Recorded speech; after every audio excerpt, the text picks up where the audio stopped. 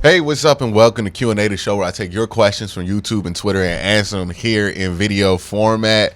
A lot of questions to get into, and I want to jump into them. But before I do, I want to make sure that everybody subscribes so you can make sure that you check out these Q&A videos when they not only launch, but also so you can take a part in them by being able to participate in the Q&A prompt that I post before I do these videos. I try to give them a couple days now so we can accumulate a good amount of inquiries from the people so the people can have their voice heard on the show.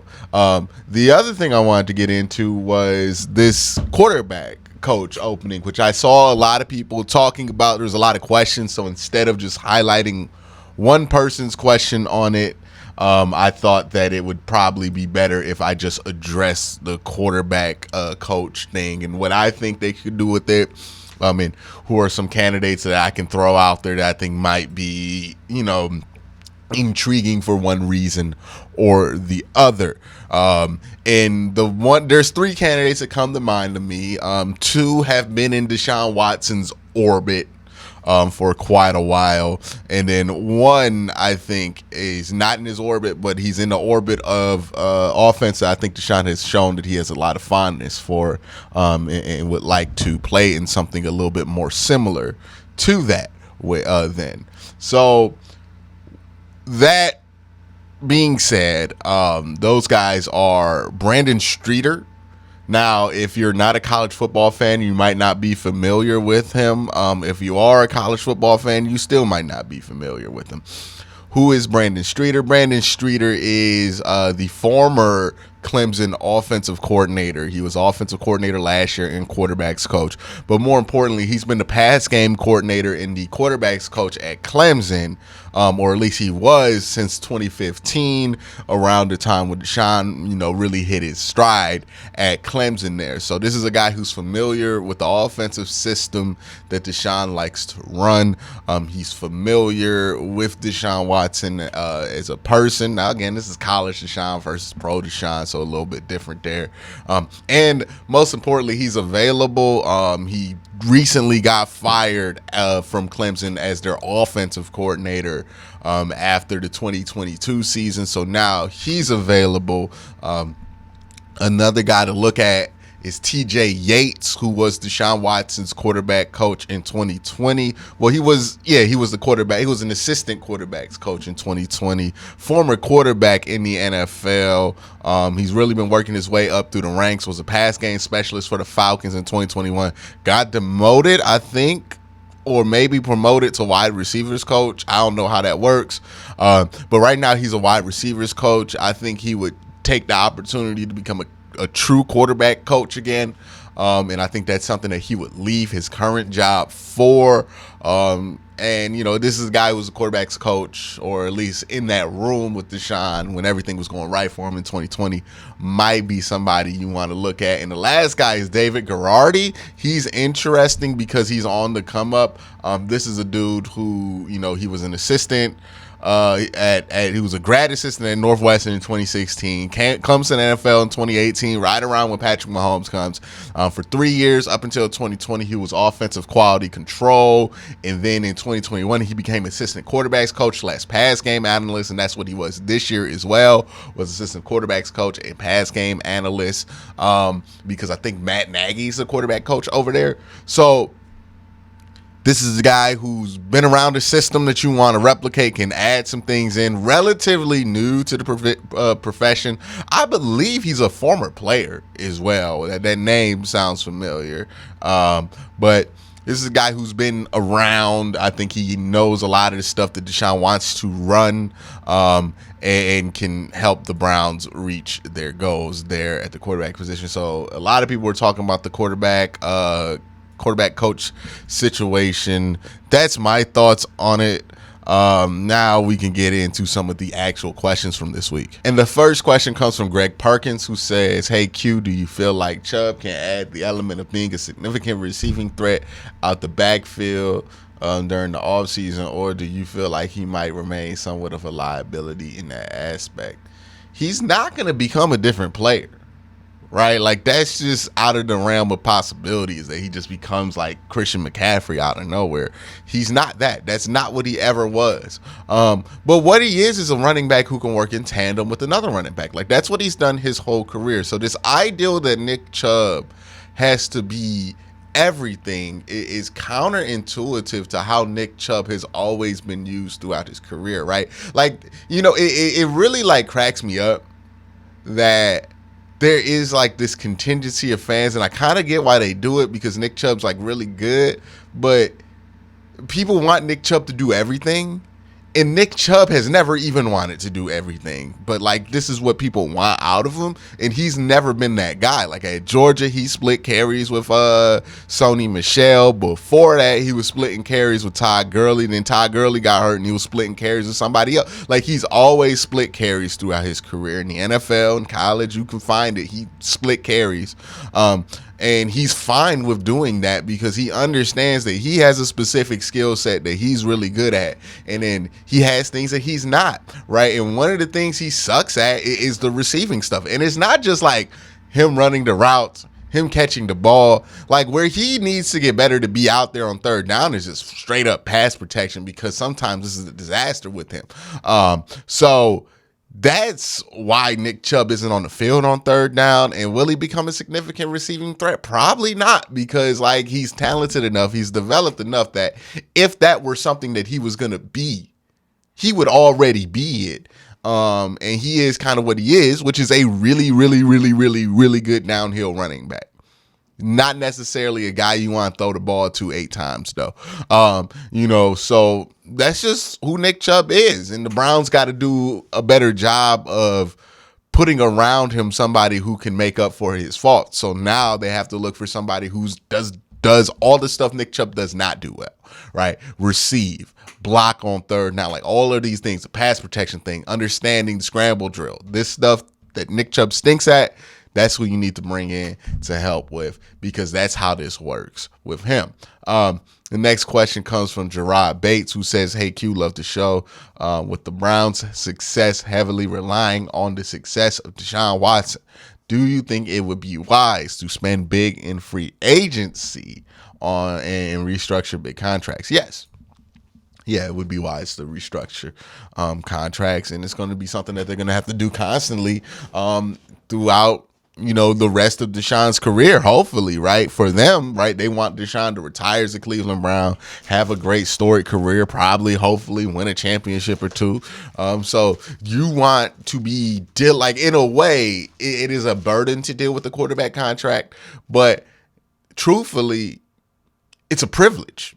Right? Like, it's ultimately a privilege to work around a quarterback contract if you feel that quarterback is worth it, because once you're dealing with that quarterback's contract, you hope to deal with that quarterback's contract for the rest of that quarterback's career. Straight up, right? Like, that is part of having a good quarterback, is you're going to have to deal with that contract forever. You know what I mean? And you got to make sure that dude's worth it. So if Deshaun's worth it, they're going to have to find ways to work around it, and that's fine, because it's better than not having a guy who you don't feel like is worth the money. The next question is from Troy Green, who says, "Hey Q, love the show. What makes you best is your authenticity." Sorry, I didn't eat yet.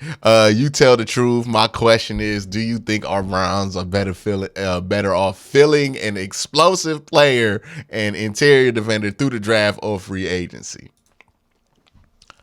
I think they'll go interior defender in free agency, and I think they're more likely to go explosive offensive player in the draft, because you're just not going to find starters at 3-tech in the draft, no matter how good those prospects are.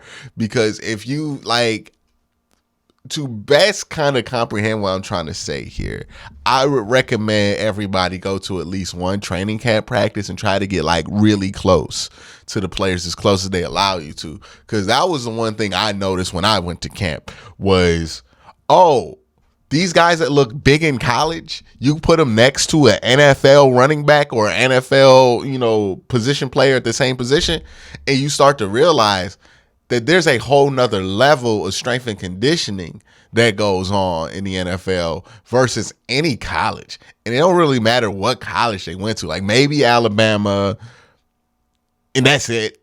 To be honest with you, like dudes from Alabama usually come out looking pretty big and they don't have to do anything, which makes me worried about Bryce Young because how are you in Alabama's strength and conditioning program and you're still that small? But yeah, that's really the only school I can think of. Even Ohio State has guys where they come into the league and you're like, nah, there's a whole nother step because just getting through the Big Ten is just not the same slog that it is getting through the SEC, especially if you're Alabama and you're expected to get to the championship game almost every year, and that's just tough. So maybe that's the only school I could think of. If you draft somebody from there, and really it's maybe 5 or 6 players every year that are like built in the interior to last. But other than that, it's not really the same. So I would say you're not going to get a starting 3 tech in the draft. You might get a role player. You might get somebody who can come in and do a little bit of something here and there, but you're not going to get somebody who can hold it down, which means that you probably need to get that guy in free agency. Next question comes from Gavin, who says, hey, Q, a lot of people think we'll be looking for wide receivers in the draft for agency. Where do you think Bell and Woods fit into this? I still think they fit into the equation because I think people are overestimating how many wide receivers they may or may not add. It's possible they don't add any. It really is. But if they do add, it's probably like 1, 2 at the max. I don't think this wide receiver group's getting overhauled, and I think the way that people think it's going to get overhauled is not in line with what I think is actually going to happen. A lot of people think it's going to be about explosives and getting a fast guy, and I think that is an element that they'll try to hit when they replace like who they feel like should take Anthony Schwartz's roster spot. But when it comes to the big acquisition, I think they're going to be looking for somebody who can go up and get a 50-50 ball, because that seems to be what Deshaun Watson himself wants. If you look at the guy that he advocated for the Browns to get, is DeAndre Hopkins. DeAndre Hopkins is not stretching out a defense.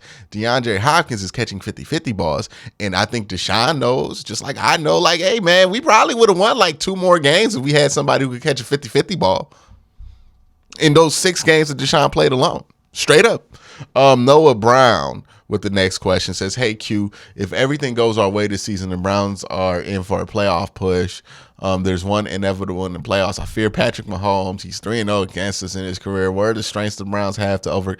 Look, man, the reason you trade for Deshaun Watson is because you can't beat Pat Mahomes with just dudes, right? Like, that's just not how that's going to work. You need somebody who can hold their own at the very least against Patrick Mahomes. And what we know is that Baker Mayfield just wasn't going to be doing that, right? Like, even though he played well in the one game that he did against Pat Mahomes in the playoffs at least, ended up losing to Chad Henne in the 4th quarter, right? Like, you need somebody who consistently, not just like for one game every 5 years, consistently you feel like can hold their own against Pat Mahomes, and they feel like Deshaun Watson is the talent to do that. We'll see. But like what the record is versus Pat Mahomes, I would not care about what that is previously before the Browns got Deshaun Watson, because it really don't matter what that record was before they got Deshaun Watson, because it's a different team now. Jeff with the next question, do you think just improving DT solves our defensive issues? I think the speed type linebackers we have stay clean and need to be able to get sideline to sideline, but they couldn't last the season because they're getting mauled by the O-line with full head of steam now.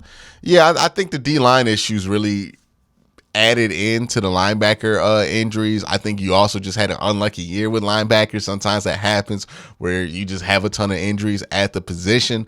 It was a combination of things, and I think people are making too much of the size of the linebackers. Like, NFL teams haven't had big linebackers really like for a very long time, and it's been fine for most teams. I just think the Browns got unlucky this year, had a couple of just freak injuries that happened, and then also having bad defensive tackle play, as you mentioned, is not going to help anything either. Next question comes from Michael Miller, who says, people say we need to get rid of John Johnson, but he played great with the Rams. That's why we signed him. Maybe it's not that's not the issue, more of an issue with Joe Wood's scheme. I don't even think it was a scheme that was the issue. I think it was how he was used within the scheme that was the issue. Now the question is, hey, do you think that do you trust that Grant Delpit can take over that role, which he did play well at the end of next year? But do you think that Grant Delpit's ready to take a step, or do you think Grant Delpit was just being streaky? That is the biggest thing that can get you in trouble when it comes to talent evaluation. Is just straight up assuming because somebody had a good run at the end of the season that they are now turning the corner, versus asking yourself the question, is that player just streaky? Because there's some evidence that Grant Delpit could be just streaky that I'm worried about being true with him. But that's the question, right? Do you think Grant Delpit was just being streaky at the end of last year, or do you think he was really turning the corner? If you think he was turning the corner, you get rid of John Johnson. If you don't think he was turning a corner, you keep John Johnson and you put Grant Delpit at free safety. That's really what it is. Wesley with the last question here says, if you were offered a 3rd round pick for Wyatt Teller, would you take it? It would save $40 million over the next. No. Why would you do that for a 3rd round pick? And like, you're not saving 40, like you're not just going to dump the whole contract. You're going to have to pay some of that contract. Like that's not a trade. Doesn't work in the way of like, hey, that person just inherits all that cap hit. Like if you give a player guarantees and you trade him, you still have to pay those guarantees, and you still are on the hook for the dead money for the guarantees and the void years of that contract. And a 3rd round pick to get worse at guard and not really save that much money is ridiculous. Like, we be trying to do too much sometimes. If you have good players, just keep them if you're trying to win. Why is it every time the Browns get a good player, we can't wait to trade them for draft picks that we know don't have a high probability of turning into great players? Because it's a 3rd round pick. You're not getting Pro Bowlers with 3rd round picks. You might get a starter. No. We need to stop doing this, man. Every time. Oh, should we trade Nick Chubb? Should we trade Amari Cooper? Should we trade Donovan People? Should we trade this part? Why do we want to? Should we trade Myles Garrett? Should we trade why are we so obsessed with trading? Why? You trade to get good players, not to get rid of good players. If you already have good players, you don't trade. You don't trade away your guys. We are so obsessed with trading, guys. That's it for this Q&A. Let me know what you think in the comment section below. Y'all have a great day.